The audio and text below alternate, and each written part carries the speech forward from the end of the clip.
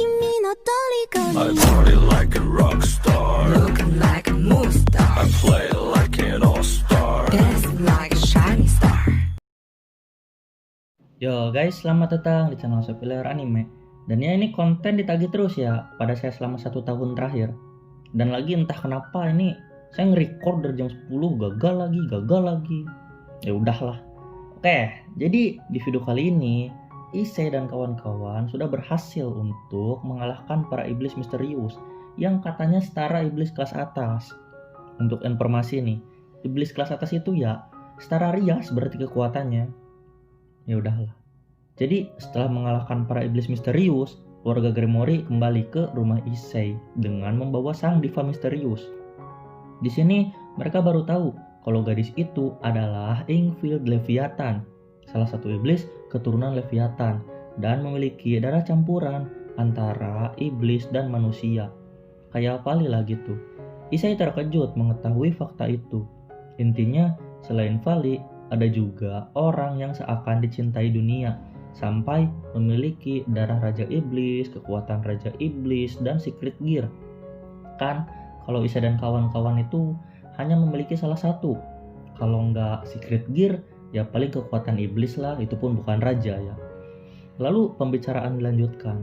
Ya kalau iblis ini punya penyakit yang seperti Ibu Seraor, tapi bedanya ya Ingvild bisa bangun karena kekuatan dari Secret Gear-nya.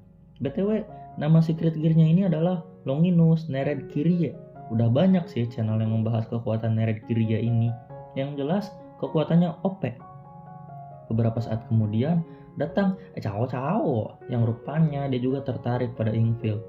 Di sini penampilan Cao masih mirip ya kayak di season 4. Kecuali matanya, ya tinggal sebelah dia picak ya. Cao menjelaskan kalau hilangnya Ingvild adalah ulah dari para iblis misterius. Dan alasan para iblis misterius ini bisa menculik Ingvild adalah karena mereka sangatlah kuat. Bahkan mereka memiliki kekuatan dari Raja Iblis Lilith. Tapi hal mengerikan dari Raja Iblis ini terletak dari penciptaan mereka. Ya jadi Cao menyimpulkan kalau Raja Iblis ini dipaksa untuk melahirkan para iblis misterius. Dan ya kalau kalian ingat jumlah mereka ini kan banyak. Jadi bisa dibayangkan penderitaan Raja Iblis Lilith bagaimana. Cao melanjutkan kalau itu adalah salah satu rencana Hades. Hades dan alam baka berhasil menciptakan iblis sekelas Raja Iblis Lucifer. Meskipun baru beberapa ya, tapi itu cukup untuk mengguncang dunia karena beberapa di sini adalah yang baru diketahui. Yang jelas mereka cukup kuat lah. Lalu Beelzebub melanjutkan kalau Hades memang bisa menciptakan iblis sekuat Lucifer, tapi tidak mudah. Mereka ini seperti bertaruh lah. Cara untuk mengetahui kekuatan para iblis adalah dengan menyebar mereka untuk melakukan kekacauan. Jadi nanti mereka kekuatannya bangkit sendiri lah gitu. BTW si tulang ini ngelakuin ini tuh karena gabut sebenarnya tuh. Bukan karena hal lain, karena gabut. Aneh emang. Villain DxD semuanya juga. Oke lanjut. Azuka mengatakan lagi kalau untuk saat ini mereka tidak bisa melanjutkan proyek Iblis Lucifer. Ya karena Lilith sudah tidak kuat untuk melahirkan lagi. Ya melahirkan terus menerus anjir ya. Bayangin aja gitu kan. Issei dan kawan-kawan lega mendengar hal itu. Lalu pembicaraan lain dilanjutkan. Cao bertanya bagaimana menyikapi Ingvild. Beelzebub mengatakan kalau ingatan Ingvild masih belum stabil. Dan untuk kekuatan Ingvild sendiri dijelaskan sekilas. Ya kalau Ingvild ini mampu untuk mengendalikan lautan dan juga mampu mengendalikan naga. Obrolan pun berakhir dan mereka bubar. 2 jam pun berlalu setelah rapat dan Ingvild mulai bangun. Issei mengajak Asia untuk masuk ke kamar, hanya berdua saja ya. Karena kalau terlalu ramai nanti Ingvild ketakutan. Hal yang pertama Ingvild katakan adalah dia mengkonfirmasi kalau ini rumah Red Dragon. Ingvild berkata kalau dirinya melihat laut dan tanpa sadar dia sudah berada di tempat yang tidak dia kenal. Lalu saat dia bernyanyi, entah sejak kapan, Red Dragon sudah ada di dekatnya. Drake menjelaskan kalau kemungkinan Ingvild berteleport tanpa sadar. Lalu Ingvild melanjutkan cerita kalau dirinya berumur 17 tahun, tapi dia tertidur selama 100 tahun dan dirinya yakin kalau kedua orang tuanya sudah meninggal. Lalu Ingvild meminta Issei untuk membawanya ke laut. Ya karena saat dirinya bangun dia sangat rindu lautan. Mungkin itu karena instingnya sebagai keturunan Leviathan kali ya. Time skip dan mereka pun tiba di pantai. Di sini Ingvild berdiri di atas pasir pantai dan menatap ke arah lautan.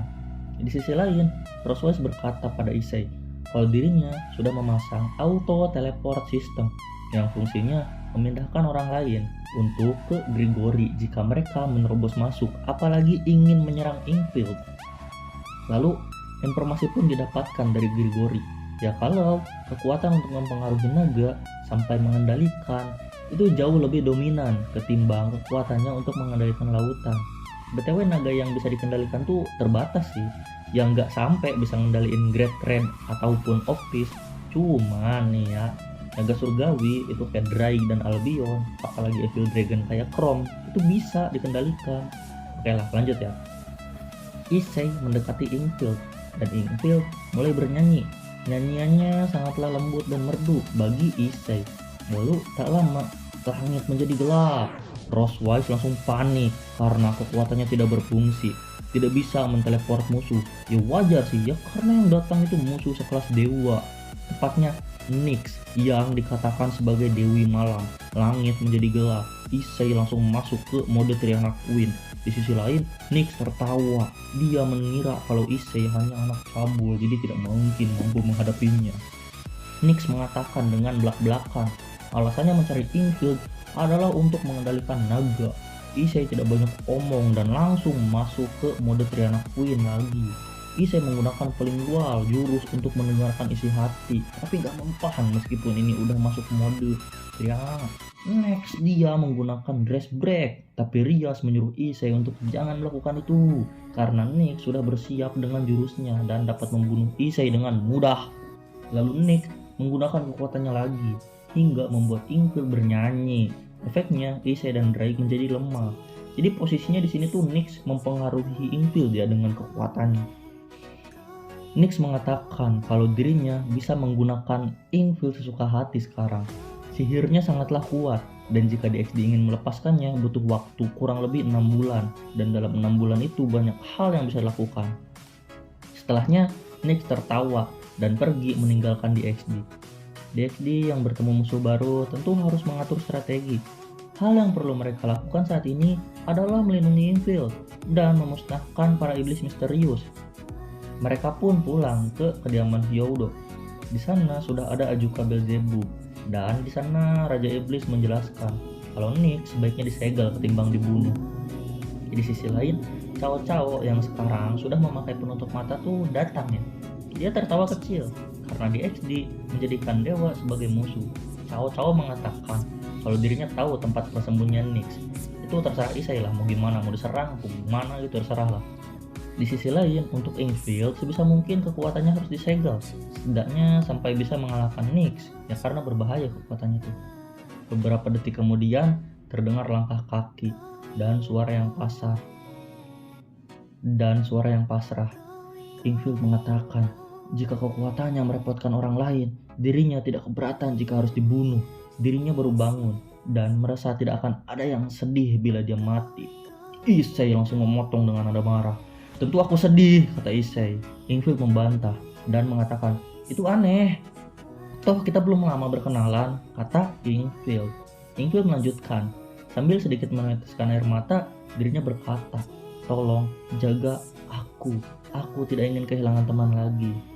Issei merespon dan mengatakan akan mengalahkan Dewi Nyx. Tenang saja kau, anjir. Sebenarnya Issei itu bagus ya sifatnya. Cuman ya itu sih yang bikin dia jadi poligami sekarang. BTW di sini Nyx lumayan cantik loh. Suka loh saya sama bentukan Nyx ini.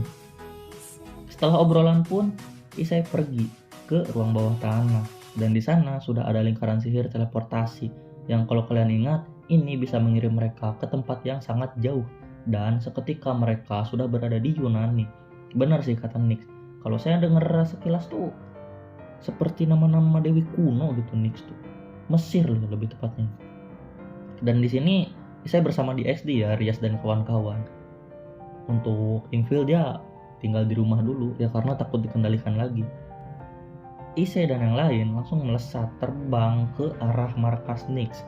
Tak lama lebih dari 1000 iblis sudah menghadang mereka. Dan di sini sih ini sebenarnya bikin saya males tuh. Power scale-nya udah nggak jelas anjir. Dikatakan 1000 iblis ini kekuatannya setara dengan iblis kelas atas, setara Rias lah gitu. Tapi cukup dihadapi oleh Irina, Xenovia, dan Kiba. Sementara Issei, Rias, dan yang lain tuh pergi untuk ke markas Nyx. Dan 1000 orang ini bukan masalah buat mereka bertiga tuh. Berempat sih sebenarnya, satu lagi saya lupa. Tak lama mereka tiba di tempat Nyx. Dan Nyx menyanjung kehebatan DXD karena mampu menemukan tempat ini. Selain itu, Nyx sadar kalau Issei mirip seperti Azazel. Ya wajar muridnya weh. Nyx mengatakan kalau dirinya gabut, makanya melakukan hal ini.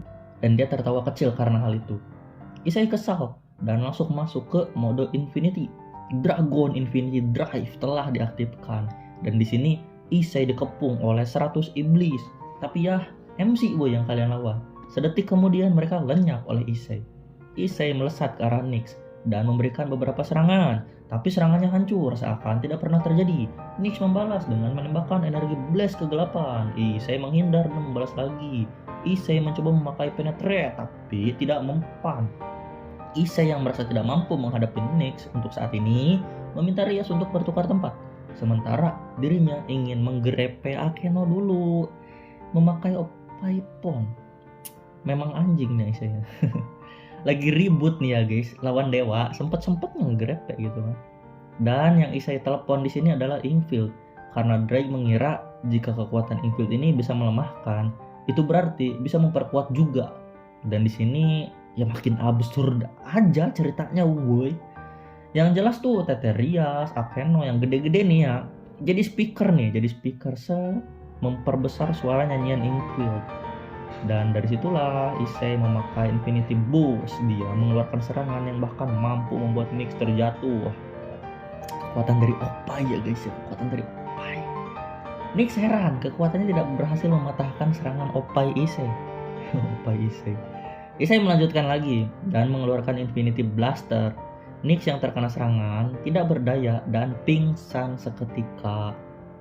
Dan ya, apa kalian tidak merasa aneh dewa kalah oleh Oppai? DXD pun pulang ke kediaman Hyodo. Di sana Inkfield sudah menyambut dan dirinya mengatakan kalau kekuatan Nyx sudah lepas dari dirinya. Sesaat kemudian, entah bagaimana muncul Evil Peace Queen. Di sisi lain tubuh Inkfield bersinar crimson merah menanggapi kekuatan Evil Peace Queen Issei. Dan di sini Inkfield resmi menjadi bidak Queen milik Issei. The Queen Leviathan, Inkfield Leviathan, yang tentu kekuatannya nggak ngotak, masuk ke pihak Security of the Blazing Throne. Oke, jadi sekian video kali ini. Saya merasa gimana ya? Ya, recordingnya kacau, editingnya biasa aja. Mohon maaf sebesar-besarnya untuk kalian para subscribers. Nextnya saya nggak tahu lah mau ngapain. Oke, thanks for watching and titik, bye bye.